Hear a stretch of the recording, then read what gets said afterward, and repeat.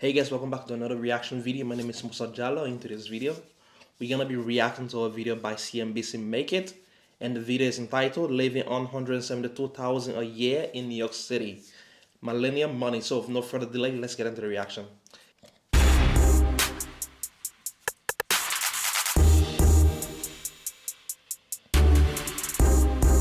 Obviously, it seems pretty crazy that a 23-year-old can make north of six figures, but really, you put in a lot of hours. It's all a very transparent path until you reach partner.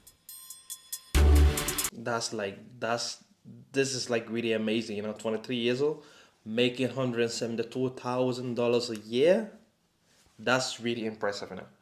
That's like 1.7 million or 1.7 million krona on average, about that amount. So that's crazy though.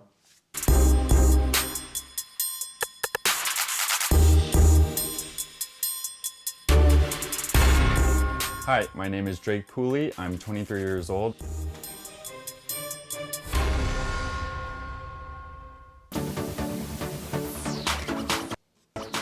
So I entered consulting right out of school from grad school and have been with my firm for 2 years. Every day is different in consulting because we're always working with clients. So if I'm traveling and at a client city, I'm normally meeting with them and then working on generally models or financial reports for them. I feel like that is like so fun, and then like this, maybe it will get tiring from the traveling like all the time.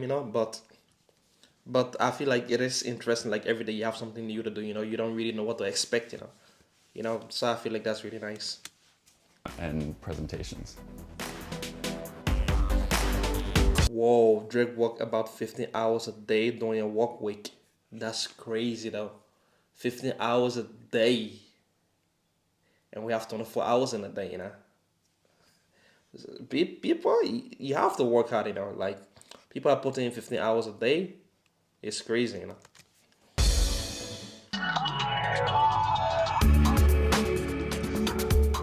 When I first moved to New York from Houston, I wanted to live in a nice place in the big city in Manhattan because that's what I had always dreamed. After the first year, I realized it was an incredibly expensive dream, and even though I could afford it, it wasn't the financially responsible thing to do, so I moved to Williamsburg where it was cheaper, but That is actually good. Like, he didn't realize that. You don't have to like live in the city to spend like so much money. I like the city life, don't get me wrong, but you don't have to like live downtown. You can live a little bit outside the city.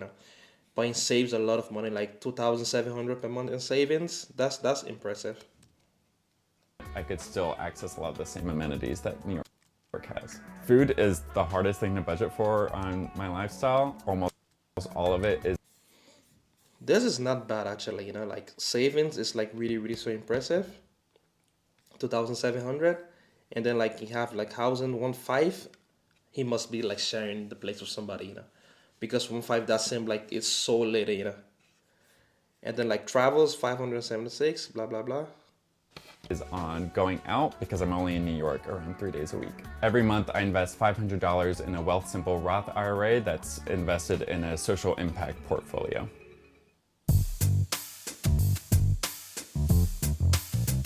I paid off $12,000 of student loans in 5 months whenever I first moved to New York. I was very strict with myself, and if you know New York winters, you also don't really want to go outside during them, so. That is actually impressive. Like, I feel like, I don't know.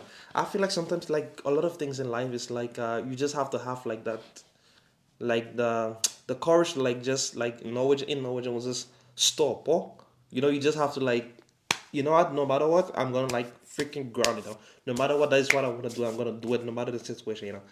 And like things will be like easier than you expect actually. If my friends wanted to go out, I would just invite them over to my house and we would do something much cheaper. I have $2,300 in medical debt from getting LASIK surgery, which I think was very worth it. So I financed the medical debt at 0%, so there's not really an incentive to pay it off any sooner. I would rather put that money towards my investment accounts where it could grow. The other fun fact about LASIK surgery is that in 5 minutes, I negotiated almost $2,000 off the price. So always negotiate your medical bills. That is actually crazy that they pay so much money for medical bills.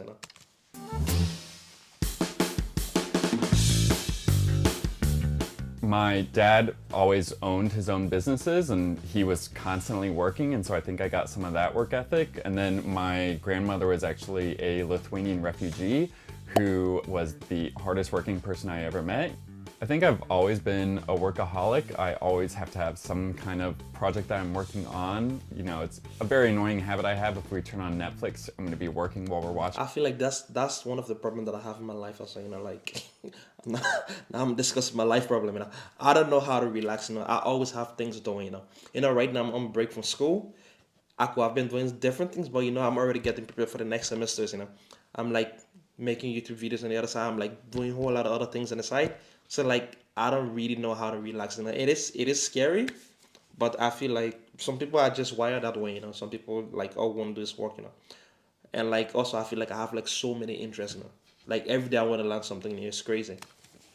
Watching it. As a very young person, you do have to work extremely hard so that you can provide value to them and not just be, another warm body in the room.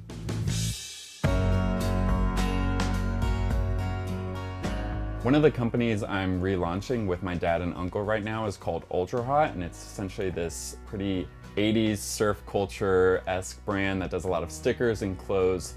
It's been a really great process to work with my dad and uncle on a brand that was very passionate to them in their early career and also was successful, sold over 1 million stickers in the 80s. Another side hustle I have is tutoring Chinese students on how to navigate the career process in the US.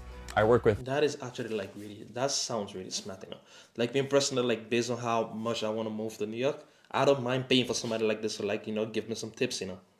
them for $100 an hour to Whoa, $100 an hour though. Whew. That's a lot of money. go over lessons about what is the different paths to professional development in the US versus China and how they could start their careers here.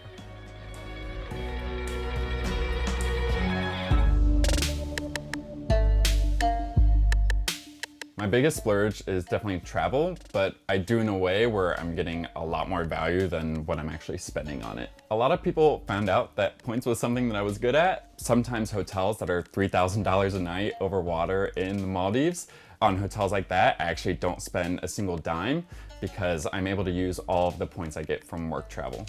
I feel like this is not for everybody.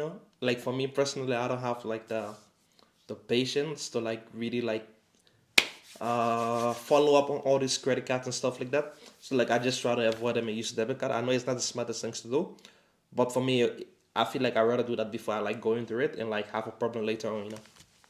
I ended up starting a travel newsletter earlier this year where I give people tips and tricks on how to get the best value and how to navigate the system. And so I now have 350 people on the newsletter, which in retrospect is not that surprising given I'm giving people free things for no effort.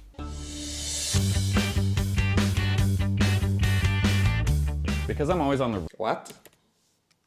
not that surprising given I'm giving people free I saw something just weird just now. I want to see. things for no effort. That screen looked like it's completely off. So I don't know if he was just faking, acting like it's typing. Imagine the cameraman, act like you're typing. Okay.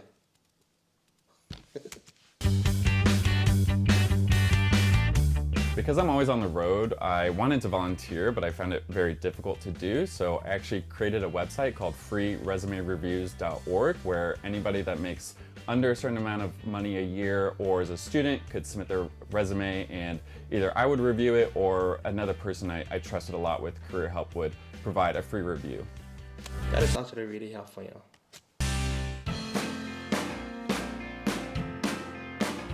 Over the next few years, I'm going to return to go get my MBA, which thankfully the firm will pay for the tuition if Whoa, that's crazy though.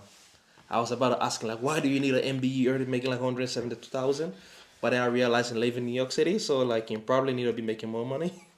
So like, but it's crazy though. Like the school is paying for it. I was like looking at university in New York. I saw like NYU. If you want to like study like computer science or computer engineering, I saw like the average cost of tuition is like $83,000. That's so crazy for 1 year. One freaking year, $83,000. But I don't know. It's crazy. I am accepted into their program, and after that I'm really looking into going into venture capital. I don't really have a target retirement date in mind. I think if I retired early, I would probably get very bored very quickly. So rather, I'm really just focusing on being financially independent, and I can do, whatever I choose to do, whether that's continuing a career in consulting or going into a different industry or living on a beach in Zanzibar.